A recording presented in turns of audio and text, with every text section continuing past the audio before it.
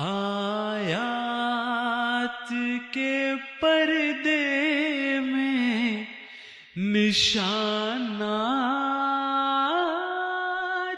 کا مخزن، قرآن کا ہر حرف کرامات کا مخزن۔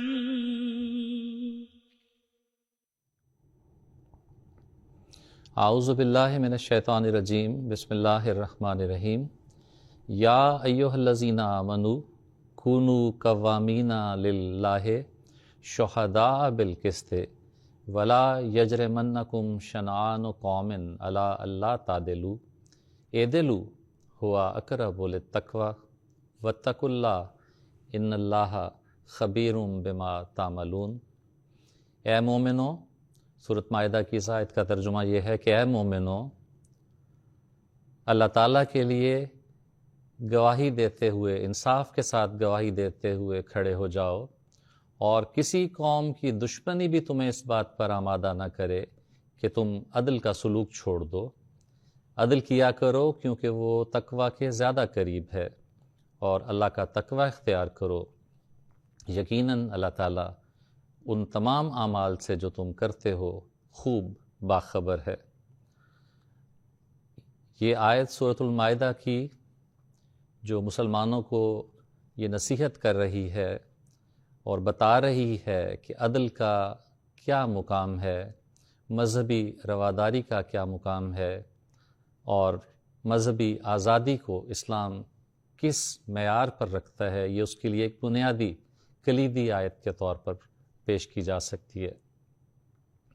اللہ تعالیٰ نے اس آیت میں مسلمانوں کو گویا پابند کیا ہے کہ تم ہمیشہ سچی گواہی دو۔ اللہ تعالیٰ کو حاضر ناظر سمجھتے ہوئے تم سچی گواہی کو ہمیشہ ادا کیا کرو، خواہ وہ تمہارے کسی دشمن کے خلاف ہی کیوں نہ ہو۔ اور اگر تمہیں سچی گواہی دینے کے لیے اپنے دشمن کی تعریف بھی کرنی ہو اور گواہی سچی ہو،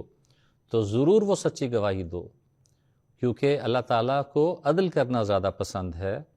کسی کی بیجا طرفداری اللہ تعالیٰ کو پسند نہیں ہے۔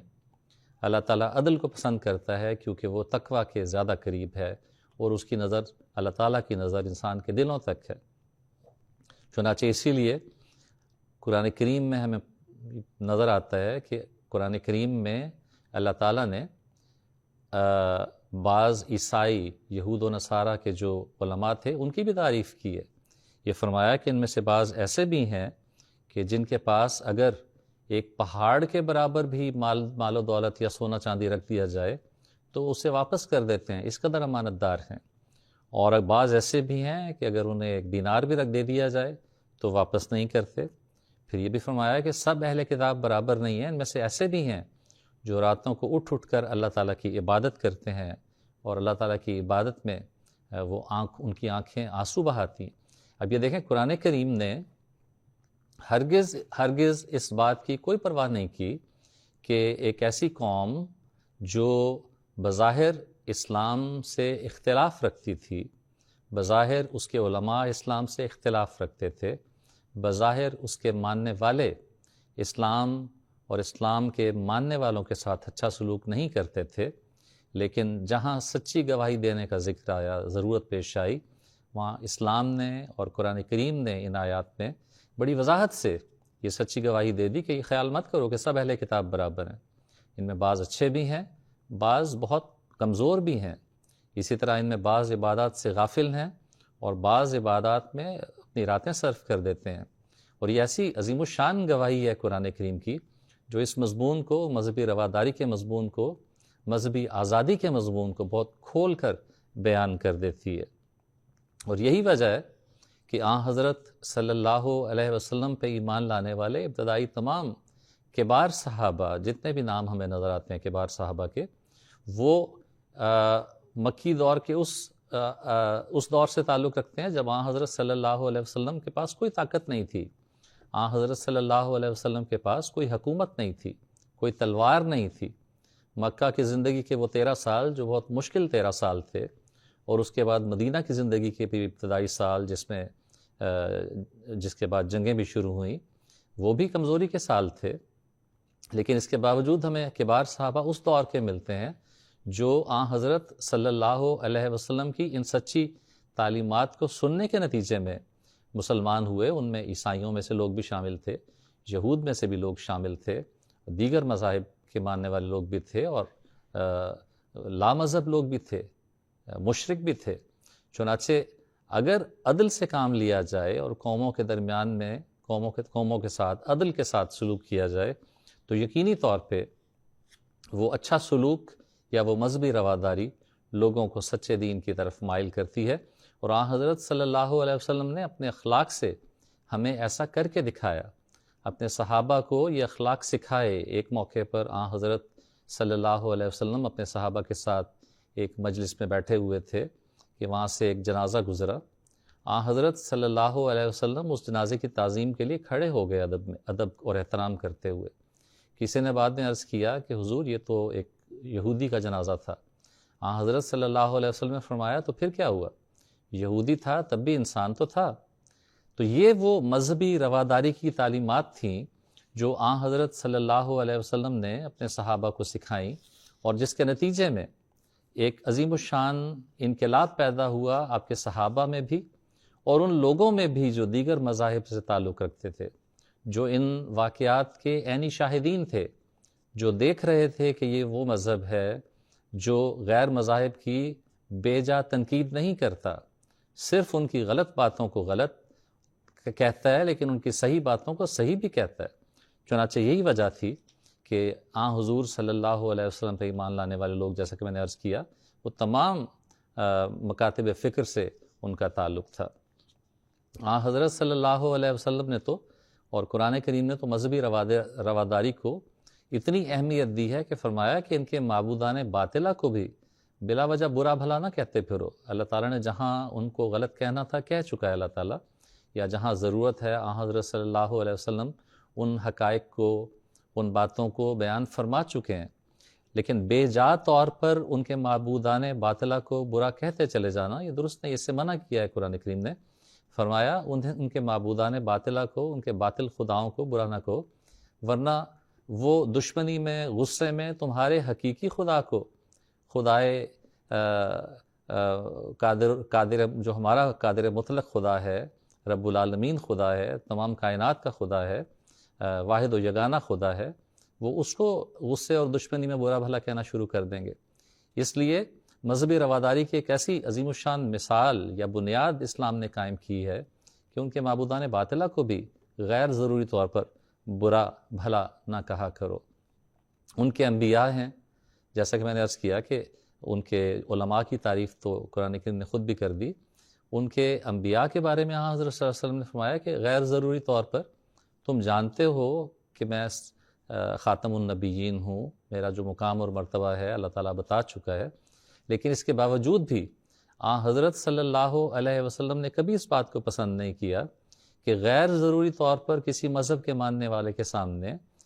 اس کے نبی کی تنقید کی جائے اور یہ ثابت کرنے کی کوشش کی جائے کہ ہمارا نبی زیادہ بڑا ہے۔ سب جانتے ہیں کہ حضرت صلی اللہ علیہ وسلم خاتم النبیین ہیں۔ ہر مسلمان کا اور سچے مسلمان کا یہ ایمان ہے کہ آپ سید ولد آدم ہیں، آپ تمام بنی نوع انسان کے سردار ہیں، آپ کے لیے یہ کائنات پیدا کی گئی، آپ سب سے اعلیٰ اور بالا نبی ہیں۔ لیکن اس کے باوجود جب ایک موقع پر ایک صحابی نے آپ کا موازنہ ایک یہودی کے سامنے حضرت موسیٰ سے کیا تو آپ نے اسے پسند نہیں فرمایا، فرمایا لا تخیرونی علی موسیٰ، بلا وجہ کیا ضرورت ہے، اگر تمہیں میرے مقام اور مرتبے کا اندازہ ہے تو ٹھیک ہے۔ ان کی نظر میں حضرت موسیٰ کا مقام اور مرتبہ اگر زیادہ ہے تو انہیں وہ خیال رکھنے دو، بلا وجہ مجھے موسیٰ پر فضیلت نہ دو۔ یہ وہ تعلیم ہے جو رواداری کی اقدار کو جنم دیتی ہے در حقیقت، اور اس کے نتیجے میں جو لوگ معاشرے میں موجود ہوتے ہیں ان کے دلوں میں اس مذہب کے لیے بھی جو ایک رواداری پر مبنی مذہب ہوتا ہے اس کی محبت پیدا ہو جاتی ہے۔ حضرت اسماء بنت ابو بکر بیان کرتی ہیں کہ میری والدہ ابھی مسلمان نہیں ہوئی تھیں کہ مجھ سے ملنے کے لیے تشریف لائیں، میں نے حضرت صلی اللہ علیہ وسلم کی خدمت میں عرض کیا کہ حضور وہ مسلمان نہیں ہیں، مشرک ہیں، میں ان سے کیسا سلوک کروں؟ حضرت صلی اللہ علیہ وسلم کی مذہبی رواداری کا عالم دیکھیں، فرمایا کہ وہ تمہاری ماں ہے، اس کے ساتھ ویسا ہی حسن سلوک کرو جیسا کہ ماں کے ساتھ کیا جانا چاہیے۔ چنانچہ انہوں نے ہر اعتبار سے اپنی والدہ کا خیال رکھا اور حضرت صلی اللہ علیہ وسلم کی اس نصیحت پر عمل کیا اور آپ نے اسے پسند بھی فرمایا۔ قبیلہ بنو حنیفہ کا ایک سردار سمامہ بن اسال مسلمان ہو گیا۔ پہلے وہ لمبی داستان ہے کہ پہلے قید ہوا اور پھر اس کے نتیجے میں مسلمان بھی ہو گیا، لیکن سچے دل سے ایمان لایا، اور اس کے بعد اسے خیال ہوا کہ میں مکہ جا کر عمرہ کرتا ہوں۔ چنانچہ جب وہ عمرہ کرنے کے لیے مکہ گئے تو مکہ میں جو مخالفین موجود تھے، اسلام کے مشرکین موجود تھے، انہوں نے انہیں قید کر لیا اور ان کو ستانا شروع کیا۔ اس پر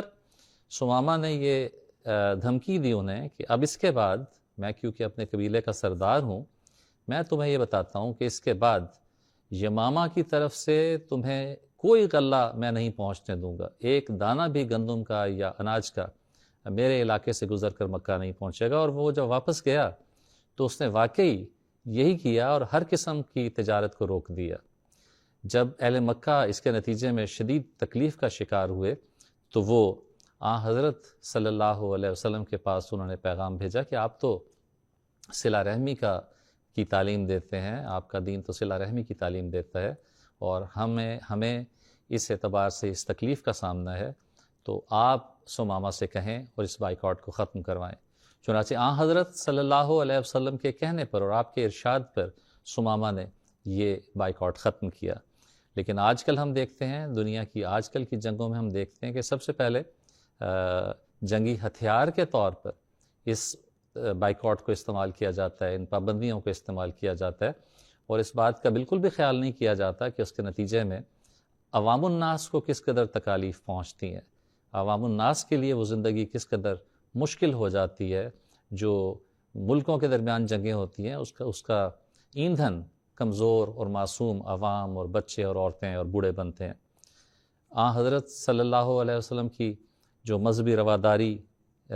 جب آپ مدینہ تشریف لائے، جو آپ نے میثاق مدینہ چارٹر آف مدینہ کے نام سے جو معاہدہ یہود کے ساتھ کیا تھا، وہ ایک بہت بڑی مثال ہے مذہبی رواداری کی۔ میثاق مدینہ میں حضرت صلی اللہ علیہ وسلم نے خصوصیت کے ساتھ اس بات کو شامل فرمایا کہ یہود کو مکمل طور پر مذہبی آزادی دی جائے گی، جو بھی مذہبی عبادات وہ اپنی بجا لانا چاہیں انہیں مکمل طور پر آزادی ہوگی۔ پھر یہ ایک اہم شک تھی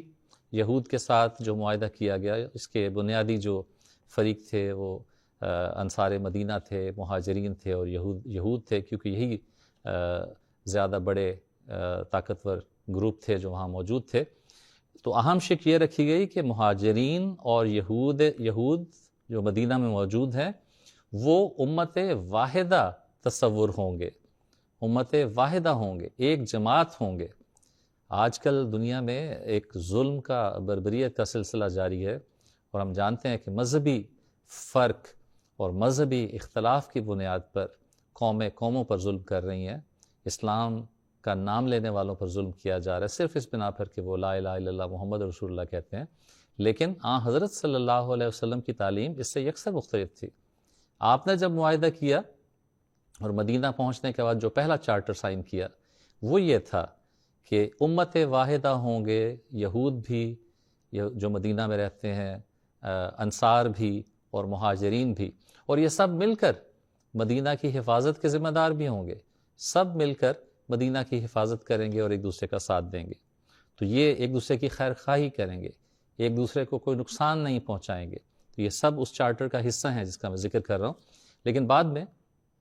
بعض بے ضابطیوں کی وجہ سے، بعض مرتبہ یہود کی طرف سے اس چارٹر کی خلاف ورزی کی وجہ سے کچھ ایسی سزائیں بھی دی گئیں، لیکن وہ بعد کا ایک حصہ ہے۔ لیکن جو ابتدائی طور پر حضرت صلی اللہ علیہ وسلم کی مذہبی رواداری کا جو طریق تھا، اس میں آپ نے یہی مناسب سمجھا کہ انہیں معاشرے میں وہ تمام حقوق حاصل ہونے چاہیے جو کسی بھی آزاد معاشرے میں ایک شخص کو حاصل ہوتے، خواہ وہ کسی بھی مذہب سے تعلق رکھتا ہو. تو کسی قسم کی تنگ نظری حضرت صلی اللہ علیہ وسلم کے اس چارٹر میں ہمیں نظر نہیں آتی، اور یہ چارٹر آج بھی موجود ہے. اگر کسی کو دلچسپی ہو تو اسے پڑھ کے دیکھ سکتا ہے کہ کس طرح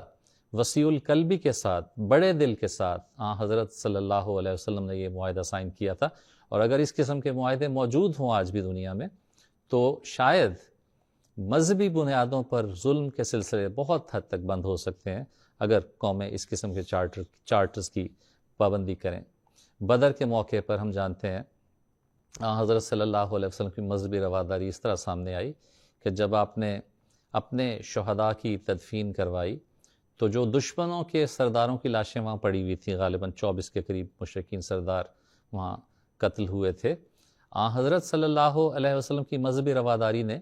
انہیں بھی میدان میں یوں ہی کھلا چھوڑنا پسند نہیں کیا، بلکہ ان کی تدفین کا بھی حضرت صلی اللہ علیہ وسلم نے خود انتظام فرمایا. اب یہ بھی ایک بہت بڑی مثال ہے مذہبی رواداری کی کہ دشمن تھے، اور اس زمانے میں تو دشمنوں کا مسئلہ کرنے کا رواج تھا، ناک کان کاٹنے کا رواج تھا، ان کی لاشوں کو خراب کرنے کا رواج تھا، ان کی بے حرمتی کرنے کا رواج موجود تھا. حضرت صلی اللہ علیہ وسلم نے اسے منع فرمایا. چنانچہ غزوہ خندق میں مشرکین کا ایک سردار نوفل، وہ حضرت علی کا غالباً نیزہ لگنے سے ہلاک ہوا. تو مشرکین کو یہی خیال پیدا ہوا کہ اب چونکہ ہم مسئلہ کرتے ہیں اور ہم مسلمانوں کی لاشوں کی اور شہیدوں کی جو لاشیں ہیں ان کی بے حرمتی کرتے ہیں، تو شاید جواب میں ہمارے سردار کی لاش کی بھی بے حرمتی کی جائے گی. انہوں نے پیغام بھیجا حضرت صلی اللہ علیہ وسلم کو کہ ہمارے سردار نوفل جس کی لاش آپ کے پاس موجود ہے وہ ہمارے حوالے کر دی جائے، اس کا مسئلہ نہ کیا جائے، ناک کان نہ کاٹا جائے، ہم اس کے لیے 10,000 درہم دینے کے لیے تیار ہیں. حضرت صلی اللہ علیہ وسلم کی رواداری دیکھیں، آپ نے فرمایا کہ ہرگز نہیں، ہم مردہ فروش نہیں ہیں، ہم مردوں کی قیمت نہیں لیا کرتے، یہ تمہارے سردار کی لاش ہے، تم اسے لے جا سکتے ہو. چنانچہ آپ نے بغیر کوئی قیمت لیے، بغیر کوئی پیسہ لیے آپ نے وہ لاش صحیح سلامت ان کے حوالے کر دی. اسی طرح نجران کا جو عیسائی وفد حضرت صلی اللہ علیہ وسلم کی زندگی میں مدینہ میں تشریف لایا تھا، آئے تھے، انہیں حضور صلی اللہ علیہ وسلم نے نہ صرف وہاں بڑی عزت کے ساتھ ٹھہرایا بلکہ مسجد نبوی میں عبادت کرنے کی اجازت بھی انہیں دے دی. تو یہ رواداری ہے جس کی آج بہت زیادہ ضرورت ہے دنیا کو بحیثیت مجموعی بھی، اور مسلمانوں کو بالخصوص ان نصائح پر عمل کرنا بہت ہی زیادہ ان کے لیے ضروری ہے،